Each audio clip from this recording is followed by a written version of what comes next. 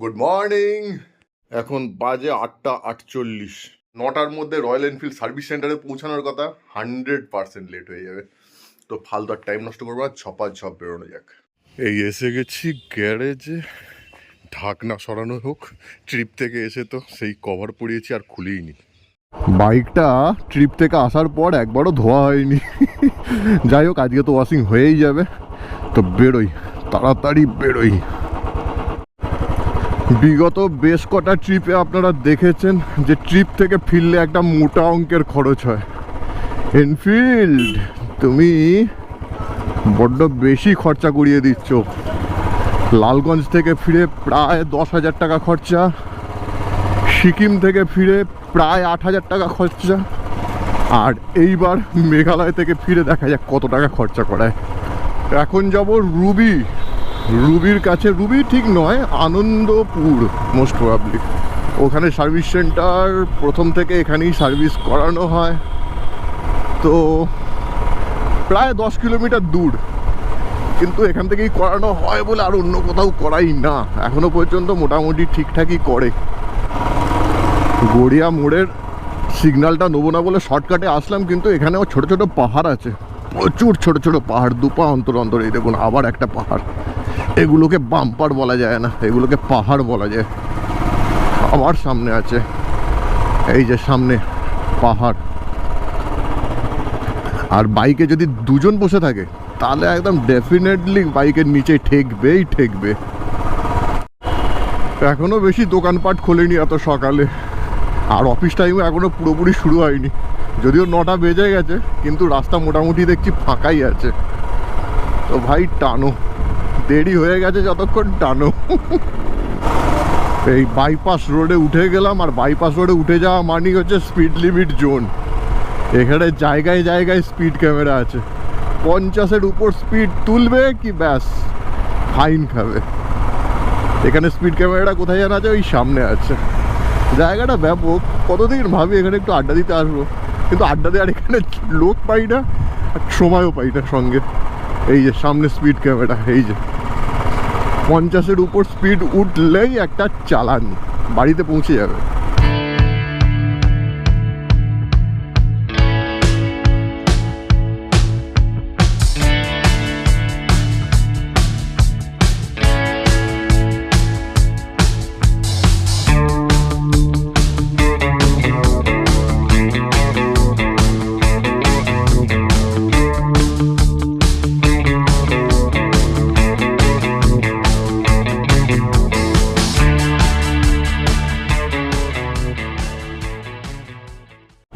এই এসে গেছি সিগন্যালের দুনিয়ায়। জায়গায় জায়গায় এবার সিগন্যাল খেতে খেতে চলো। মুকুন্দপুর পার হতেই হঠাৎ করে যেন গাড়ির চাপটা বেড়ে গেল। মুকুন্দপুর পর্যন্ত তো রাস্তা ফাঁকাই ছিল, হঠাৎ করে এত গাড়ি বেড়ে গেল কেন? এদিক ওদিক দিয়ে যাওয়াই যাচ্ছে না, এমন অবস্থা। বাইকে নর্মালি খুব একটা বড় প্রবলেম নেই, আমি তো কিছু ফিল করতে পারছি না। জেনারেল চেক আপ হবে, মোবিলটা চেঞ্জ করতে হবে, সঙ্গে চেনটা লিউব করে নেব। আর পিছনের চাকার বোধহয় স্পোক কেটে গেছে, একটা কটকট কটকট করে আওয়াজ হচ্ছে। পিছনের চাকার যদি স্পোক কাটে তাহলে স্পোকটাকে চেঞ্জ করতে হবে, এবং সঙ্গে চাকার হুইল অ্যালাইনমেন্ট করতে হবে। তো এই কাজ তো দেখা যাক, এই করতেই মোটামুটি সার্ভিস সেন্টার মোটামুটি 2-3টে বাজিয়ে দেবেই। তার আগে হয় নাকি দেখা যাক। পুরো দিনটা নষ্ট হয়ে যায় সার্ভিস সেন্টারে আসলে, এটাই হচ্ছে আসল ব্যাপার, আর কিছুই না। আর এখানে ভাই বাইক আর গাড়ির ভিড়। রুবির মোড় থেকে ডাইরেক্ট রাইট সাইড যাওয়া যায় না, তো এদিকে সার্ভিস রোড নিয়ে নিলাম। সামান্য একটু গড়িয়াহাটের দিকে ঢুকেই ইউটার্ন মেরে রুবি ক্রস করে যাব। এই যে সামনের এই জায়গাটা থেকে ইউটার্ন নেবো, কারণ ওখান থেকে নেওয়া যায় না। এখান থেকে ইউটার্ন নিয়ে বেরোবো।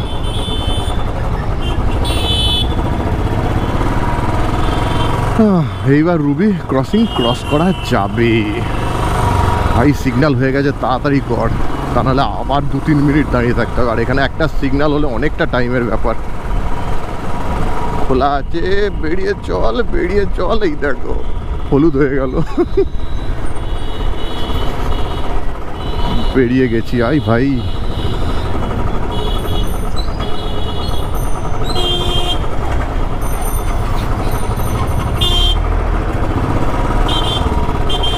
এই জায়গাটা সব সময় ভিড় থাকে, সব সময় অফিস টাইমে সব সময় এই জায়গাটা ভিড় থাকে।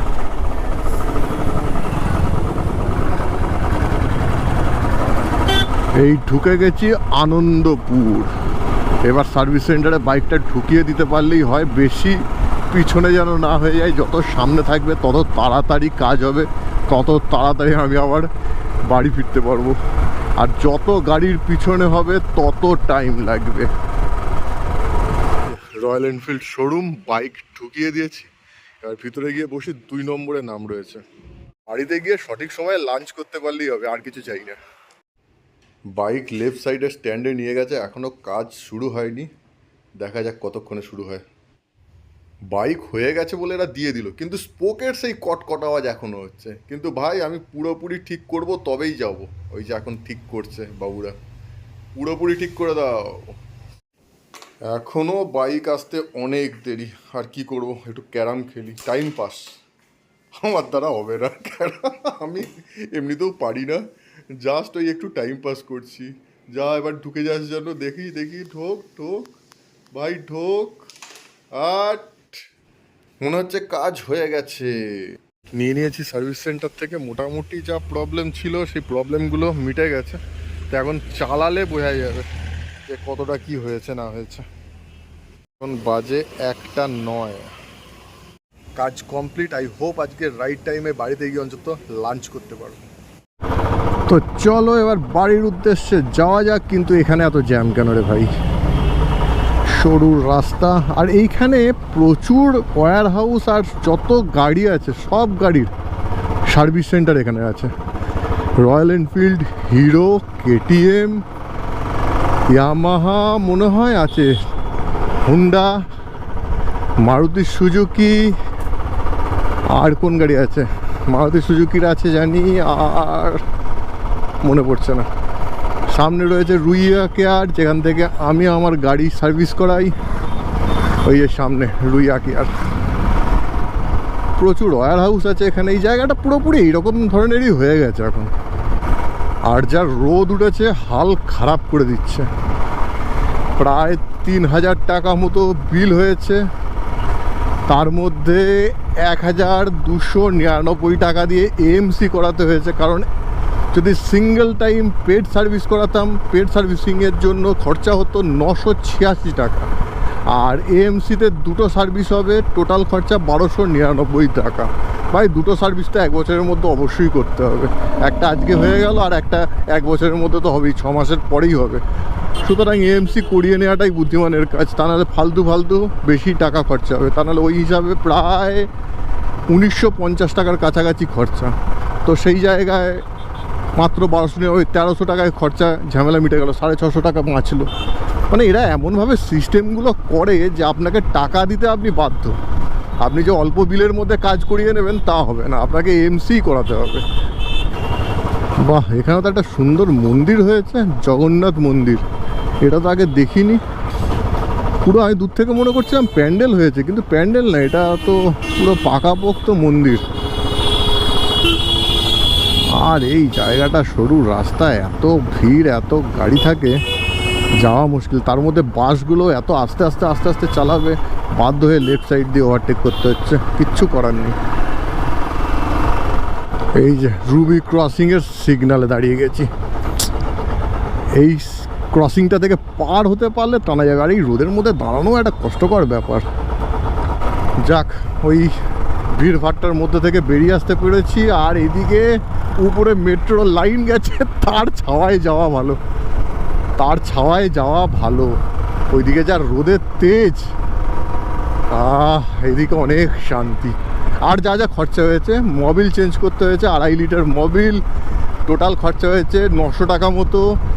এয়ার ফিল্টার চেঞ্জ করতে হয়েছে, এয়ার ফিল্টারের দাম 250 টাকা মতো।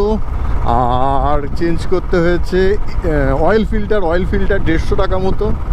আর এই লিভারটা চেঞ্জ করে নিয়েছি, লিভারটা একটু দাগ লেগে গেছিলো।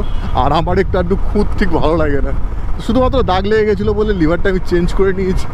তো লিভারটার দাম নিয়েছে 250 টাকা। যদিও লিভারটা এখন মনে হচ্ছে চেঞ্জ না করলেই হতো, এমন কিছু অসুবিধা হচ্ছিল না। তো যাই হোক, ঠিক আছে, চলো, কোনো ব্যাপার নয়। তো এই হয়েছে খরচা, আর আদার্স তো কিছু খরচা হয়নি, কারণ ওদিকে এমসি করিয়ে নিয়েছি, দিয়ে সব মিলিয়ে 3000-এর কাছাকাছি, পুরোপুরি 3000 না, 2900 সামথিং এরকম খরচা হয়েছে। তো বিন্দাস। আর গাড়ি সার্ভিস করানোর পর চালানোর একটা আলাদা মজা, স্মুথ চলে, খুব সুন্দর চলে, কিন্তু কিছুদিন পরেই আবার সেই যাকে তাই। তো যাই হোক, রয়্যাল এনফিল্ডের একটা প্রবলেম হচ্ছে, সেটা হচ্ছে ভাইব্রেশন। এই যে বললাম স্মুথ চলে, সার্ভিসিংয়ের পর বেশ কিছুদিন স্মুথ চলে, ভাইব্রেশন খুব একটা ফিল করা যায় না, আর কয়েকদিন পর ভাইব্রেশনটা ফিল করা যায়। কিন্তু রয়্যাল এনফিল্ডের একটাই মজা, সেটা হচ্ছে সিটিং পশ্চার। এত সুন্দর সিটিং পশ্চার, এই বাইকে বসে কোনো রকম কষ্টই হয় না, মনে হয় যেন সোফার উপর বসে বাইক চালাচ্ছি। ঘন্টার পর ঘন্টা বাইক চালানো যায়, কোনো অসুবিধা হয় না। কারণ আপনারা দেখেছেন যে গুয়াহাটি থেকে কলকাতা 22 ঘন্টায় এসেছি, লাস্ট 4-5 ঘন্টা কষ্ট হচ্ছিল, কারণ এক নাগারে মানুষ বসে থাকতে কতক্ষণ পারে, তো সেই কারণে কষ্ট হচ্ছিলো। কিন্তু বাইকের জন্য কিন্তু কোনো কষ্ট হয়নি, বাইক খুব ইজিলি, খুব সুন্দরভাবে কলকাতায় চলে এসছে। গোটা কলকাতার রাস্তা যদি সবসময় এরকম ফাঁকা থাকতো, কত মজাই না হতো। তবে সত্যি কথা বলছি, কলকাতায় আমার গাড়ি নিয়ে বেরোতে একদম ভালো লাগে না, এত ভিড়ভাড়টা, এত জ্যাম, এত সিগনাল। বাইক তাও ঠিক আছে, গাড়ি একদম জঘন্য।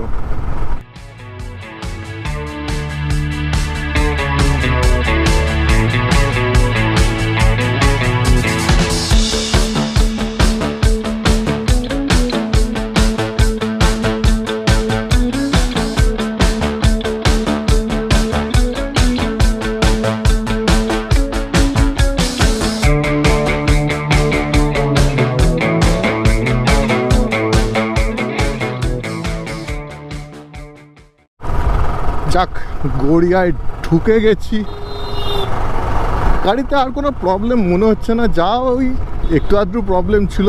এইবার গাড়ি মোটামুটি ভালোই চলেছে। আমাদের মেঘালয় ট্রিপে গাড়ি প্রায় চলেছে 2500 কিলোমিটার। মোবিলটা চেঞ্জ করে নিয়েছি, আর সেরকম ধরনের কোনো প্রবলেম গাড়িতে এই মুহূর্তে আর দেখতে পাচ্ছি না। একটা প্রবলেম দেখতে পাচ্ছি, তেল কম দেখাচ্ছে। তেলের সিগন্যাল এতক্ষণ দিল না, পেট্রোল পাম্পের সামনে দিয়ে যখন এলাম তখন দিল না, কিন্তু এখন দিচ্ছে। জানতাম যদিও তেল কম আছে, কিন্তু ভরলাম না। তার একটা কারণ আমি বলে দেওয়া উচিত। একটা উড়িষ্যা ট্রিপে যাব, আর সেটা হবে গাড়ি নিয়ে, রোড ট্রিপ, বাইক নিয়ে যাব না। সুতরাং বুঝতেই পারছেন, আবার বেশ কয়েকটা দিন বাড়িতে থাকবো না। ফালতু বাইকে ফুল ট্যাঙ্কি তেল ভরে ফেলে রাখার কোনো মানে হয় না। উড়িষ্যায় যাচ্ছি, কোথায় যাচ্ছি সেটা এখন বলবো না, সেটা যখন বেরোবো তখন বলবো। আর বেরোচ্ছি হচ্ছে আগামীকাল সকালবেলায়। সুতরাং আগামীকাল সকালবেলাতেই আপনারা জেনে যাবেন যে আমরা কোথায় যাচ্ছি। খুব সুন্দর একটা রোড ট্রিপ হতে চলেছে। আই হোপ আপনারা সেটা দেখে খুব আনন্দ পাবেন। এই চলে এসেছি গ্যারেজে, এবার গাড়িটাকে পার্ক করে দেবো, তারপর বাড়িতে গিয়ে স্নান, খাওয়া দাওয়া। এতদিনে বোধহয় আজকে ফার্স্ট সার্ভিস সেন্টার থেকে এত তাড়াতাড়ি এসে বাড়িতে সুন্দরভাবে লাঞ্চ করতে পারবো। কারণ আজকে সার্ভিস সেন্টারে ভিড়টা খুব কম ছিল, কেন জানি না, আজকে বাইকের পরিমাণ কম ছিল। অন্যান্য দিন আজকে যা লেট হয়ে গেছিলো, অন্যান্য দিন গেলে আমার বাইক মোটামুটি 7-8 নম্বরে থাকতো, কিন্তু আজকে সেই জায়গায় মাত্র 2 নম্বরে ছিল।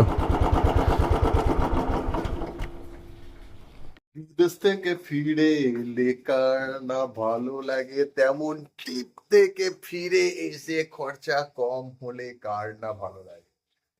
ফার্স্ট টাইম ট্রিপ থেকে ফিরে এসে এত কম খরচে আমার সার্ভিস হলো। প্রত্যেকবার 8,000, 9,000, 10,000-এর নিচে কোনো কোনো সার্ভিস নেই। ফার্স্ট টাইম 3,000-এর মধ্যে এমসি করিয়ে সার্ভিস কমপ্লিট। শুধুমাত্র একটা কথা বলতে আমি ভুলে গেছি, সেটা হচ্ছে যে আমার চেন লুব আর চেন ক্লিন করতে 180 টাকার মতো খরচা হয়েছে। সেইটা সব মিলিয়ে হচ্ছে 2,984, মোস্ট প্রবাবলি ওই 3,000 ধরে নিন। এই খরচা হয়েছে ফার্স্ট টাইম এত কম খরচে, আর এত তাড়াতাড়ি। জেনারেলি বাড়ি ফিরতে ফিরতে 4টে-5টা বেজে যায়, এই ফার্স্ট টাইম এত তাড়াতাড়ি বাড়ি। সো এইবার একটু রেস্ট নিতে হবে, ছুটির দিন আছে, একটা বিন্দাস রেস্ট নিতে হবে। ট্রিপ থেকে ফিরে এসে বেশ কিছুদিন ধরে কাজেও ব্যস্ত ছিলাম, শরীরও টায়ার্ড আছে, এখন রেস্ট। আই হোপ ভিডিওটা আপনাদের ভালো লেগেছে। ভালো লাগলে অবশ্যই লাইক করুন, কমেন্ট করুন, আর এখনো পর্যন্ত যদি সাবস্ক্রাইব না করে থাকেন অবশ্যই সাবস্ক্রাইব করে নিন।